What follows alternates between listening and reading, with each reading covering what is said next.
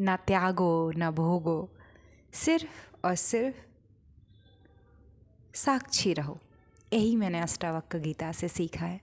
मैंने सीखा है कि अगर हम कोई चीज़ त्याग देते हैं तो उसके लिए भी हमारे अंदर अभिमान रहता है। देखो मैंने तो शादी नहीं की, देखो मैंने तो पूरा धन त्याग दिया, मैं सन्यासी बन गया, देखो मैंने तो परिवार त्याग दिया, देखो मैंने तो ये कर दिया।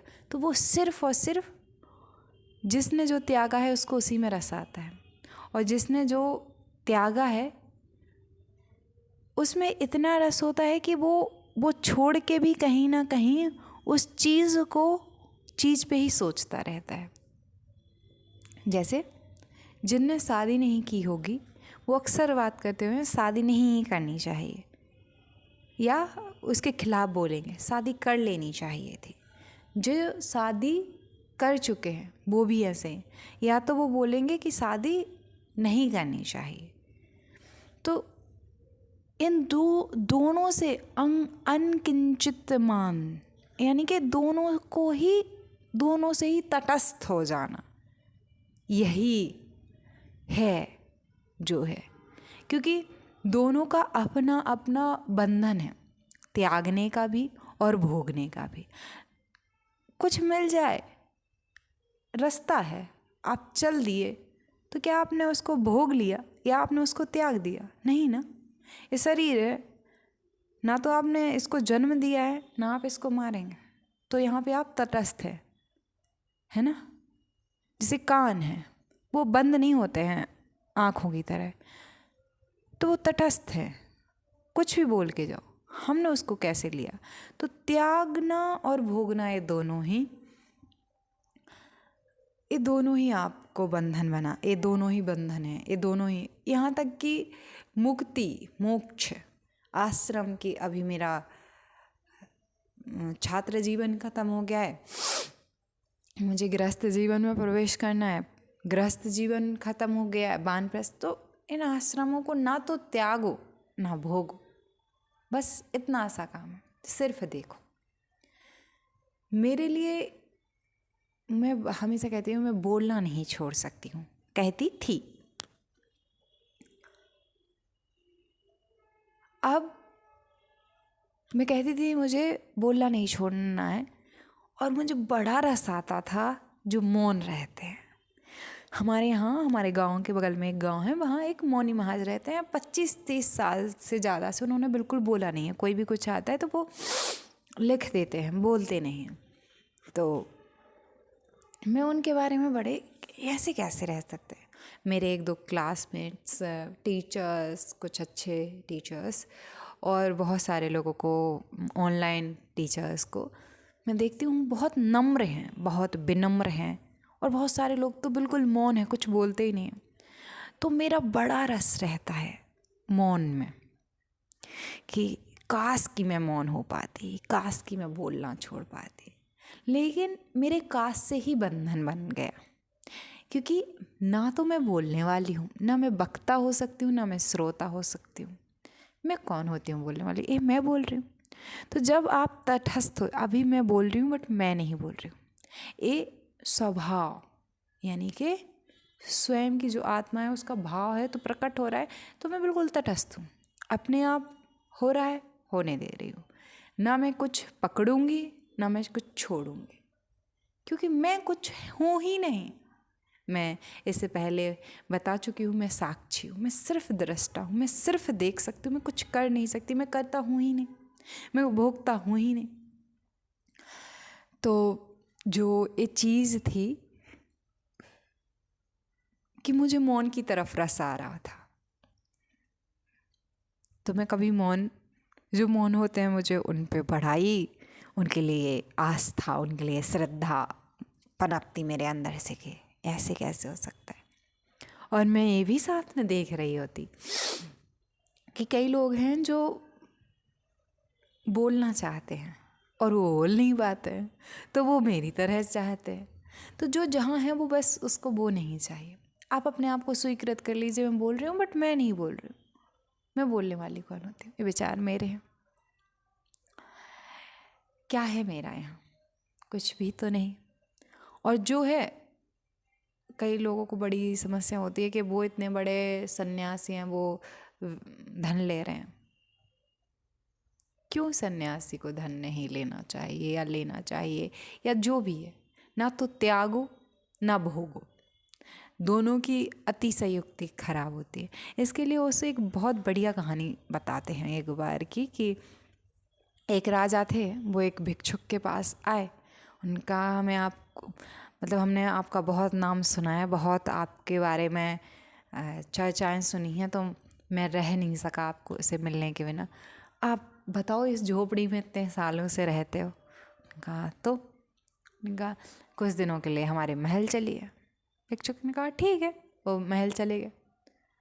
अब उसको बहुत अजीब लगा।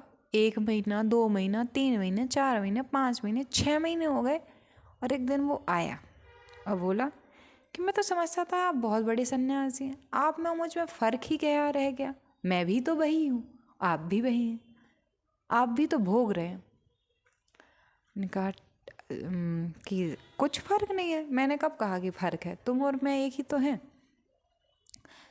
तो उसने कहा कि हाँ सही है, तो अपन आप और मैं एक जैसे ही हैं। तो महात्मा ने कहा कि भिक्षुक ने कहा कि कल चलते हैं अपन, और मुझे सैर के लिए जाना है। भिक्षुक ने कहा, सम्राट ने कहा ठीक है, ये तो अब मेरे ही जैसे हैं बिल्कुल, ठीक है चलते हैं। सुबह से दोनों बैठे घोड़े पे और निकल गए 10 किलोमीटर, 20 किलोमीटर, 30 किलोमीटर। अब राजा को डर लगने लगा कि यार कितने आगे लेके जा रहे हैं। तो राजा कहने लगा, अब जो भी बताना है आपको, आपने कहा था कल रात को कि आप वहाँ तक चलो, मुझे कुछ आपको बताना है, बताइए क्या बताना चाहते हैं। कितने पीछे मेरा किंगडम, राजधानी निकल गई है, बहुत दूर आ गए हम। मैंने कहा बस 10 किलोमीटर, 10 किलोमीटर, और 50-60 पहुँच गए। अब राजा बिल्कुल, क्या आपको बताना हो बताओ, वरना मुझे नहीं सुनना, मैं तो लौट रहा हूँ। फिर भिक्षुक ने कहा, तुमने कहा था तुम और मुझ में क्या फ़र्क है? तो मैं तो यहाँ से आगे चला जाऊँगा, तुम्हारे इस तरफ नहीं लौटूंगा, लेकिन क्या तुम मेरे साथ चल सकते होंगे हमेशा के लिए? क्योंकि मैं तो वहाँ जाऊँगा, वहाँ पे भी नहीं रुकूंगा। राजा को अपनी भूल पर बहुत पछतावा हुआ कि मैंने तो इनको गलत समझ दिया था। उनका मुझे माफ़ कर दीजिए, आप चलिए हमारे महल। और मैंने कहा फिर तुम वही बात कर, मैं तो अभी भी लौट जाऊँ, तुम्हारे साथ चल दूँ, लेकिन फिर तुम्हें यही होगा। तो इससे क्या समझ में आता है कि राजा या कोई भी, जो हम सब हैं, जो गृहस्थ हैं, जो परिवार के साथ हैं, सांसारिक हैं, इन्हें लगता है कि जिन्होंने संन्यास ले लिया है ये बहुत महान है। क्यों? क्योंकि हमारे पास वो नहीं है। जो हमें मिल जाता है, हमें उसमें जो आनंद है, जो रस है, जो इंटरेस्ट है, वो ख़त्म हो जाता है, और जो हमें नहीं मिलता है उसमें इंटरेस्ट है। इसलिए अक्सर देखा जाता है कि जो 2 लोग प्रेम करते थे और अगर गलती से नहीं मिले तो वो कहानियाँ बन गई कि देखो मैं प्रेम करता था ऐसा ऐसा, फिर हम मिल नहीं पाए। लेकिन अगर वही मिल जाते हैं तो झगड़ते हैं, लड़ाई करते हैं, और एक दूसरे को गंदा गंदा बोलते हैं, सोचते हैं कि क्या मेरा दिमाग ख़राब हो गया था कि मैंने इसको चुना। फिर भी कुछ लोग जो और ऊंचे होते हैं वो समझ लेते हैं कि यही मेरा है, मैं भी इनका हूँ, मुझ में कमी है, तो उनका गृहस्थ अच्छे से चल जाता है। तो और भी यहाँ पे बहुत सारी कहानियाँ मुझे ध्यान आती हैं, त्याग और भोगने। तो दोनों से अगर तटस्थ हम हो पाते हैं, पैसा कमा रहे हैं तो कमा लीजिए, नहीं कमा रहे हैं तो ये नहीं कि पैसा कमाना है, नहीं कमा रहे हैं तो कुछ नहीं है, कमा रहे हैं तो आपका पेट है, आप कमाएंगे ही कमाएंगे, क्योंकि सांस के बिना नहीं रह सकते, खाए बिना नहीं रह सकते। तो खाना खाने के लिए अन्न चाहिए, और अन्न के लिए आज के टाइम पे पैसा चाहिए। तो जब कोई भी, मैं किसी का नाम तो नहीं लेना चाहती, पर मैं बहुत सारे लोगों को ऐसे जानती हूँ, वो सब कुछ दावा करते हैं कि मैं सब कुछ जानता हूँ, जानती हूँ, मैंने संन्यास ले लिया, मैं गृहस्थ नहीं। उनमें एक अजीब सी अकड़ है, अभिमान सा है, लेकिन उनमें नहीं है ये। मुझ में और आप में कोई फ़र्क नहीं है। जब आप समझ लेते हैं कि मैं साक्षी हूँ, तो आपको दिखता है कि सब साक्षी हों, मतलब क्योंकि साक्षी तो एक ही हो सकता है ना, तो सिर्फ एक देखने वाला है। मुझ में आप में कोई फर्क नहीं है किसी भी लेवल पे। तो फिर वो इंसान जब ऐसा समझ ले तो फिर वो इंसान दूसरों की बुराई नहीं कर पाता है।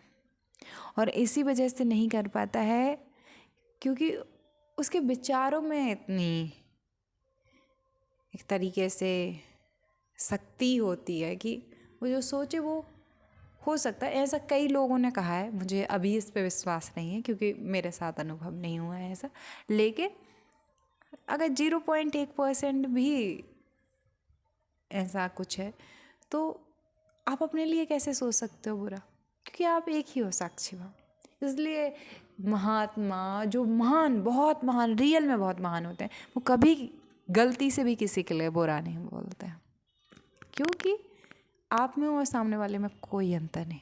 आप वही हो, वही आप है, रियल जो अद्वैत होता है। तो Ashtavakra Gita changed my life forever. मेरी ज़िंदगी पूरी तरीके से बदल चुकी है। अब ना मैं त्याग रही हूँ, ना मैं भोग रही हूँ।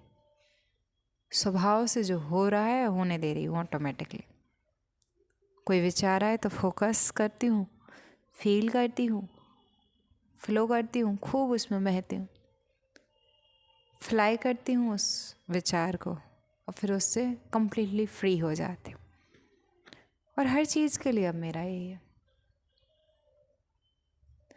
और बहुत आनंद, बहुत आंतरिक आनंद जीवन में मैंने कभी महसूस नहीं किया। अब पहले जैसी तड़प नहीं है, कहीं ये करना है वो करना है, चिंता पूरी दुनिया की नहीं है, बिल्कुल है ही नहीं। चिंता हो ही नहीं सकती क्योंकि चिंता करने वाली मैं कौन होती हूँ, क्योंकि ना तो मैं करता हूँ ना मैं भोगता। और ये तरंगे हैं, जैसे समुद्र में कुछ तरंगे आती जाती रहती हैं, तो वो तरंगे तो समुद्र नहीं हो सकता ना। तो आएंगी तरंगे, अभी भी मुझे गुस्सा आएगा, अभी भी मुझे प्रेम आएगा, अभी भी मुझे दुख होगा, अभी भी मुझे सुख होगा, अभी भी मुझे घृणा होगी, अभी भी मुझे कृतज्ञता होगी, पर ये सिर्फ और सिर्फ आएंगी और जाएंगी। मैं ना तो इनको पकड़ूंगी, ना इनके साथ खेलूंगी, ना इनके साथ मैं कोई बंधन बनाऊंगी, कोई रिश्ता नहीं बनाऊंगी। अभी भी लोग अच्छे लगेंगे, अभी भी लोग बुरे लगेंगे, अभी भी घटनाएं अच्छी लगेंगी, बुरी लगेंगी, लेकिन वो घटनाएं मेरी नहीं है, ना मेरी हो सकती ही नहीं है। तो ये जो आया है,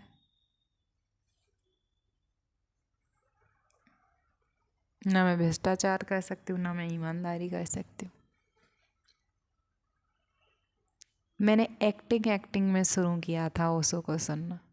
मैंने सोचा नहीं था कि इतना गहरा कभी मैं जाऊंगी भी, मैं सोच भी पाऊंगी ऐसा कुछ। ये मेरा मेरा स्वभाव नहीं था, मेरी प्रकृति नहीं थी, पता नहीं क्या था, शायद यही होना था, क्योंकि वही ही होता है जो होना होता है। आप कुछ नहीं कर सकते हो और कुछ भी नहीं होता है, आप कुछ नहीं कर सकते हो। कोई भी कहीं कुछ नहीं है, ना वो है, ना मैं हूँ, ना आप हो, कुछ है ही नहीं।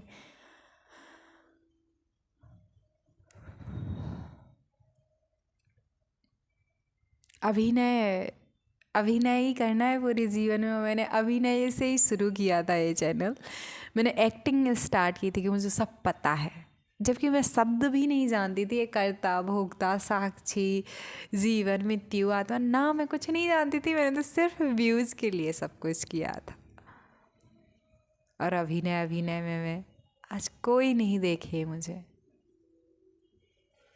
कुछ फ़र्क नहीं है। और शायद मैं मौन हो जाऊं। मुझे लगता नहीं था जीवन में मैं कभी भी चुप रह पाऊंगी, मैं मौन हो पाऊंगी, मैं शांत नहीं लगता था मुझे, लग ही नहीं सकता था मुझे। लेकिन एक घटना मेरे साथ हुई अभी कुछ एक दिन पहले, बताती हूँ मैं। तो बस न भोगिए न त्यागिए, जो है सो होने दीजिए। धन्यवाद आप सभी का। ओम शांति।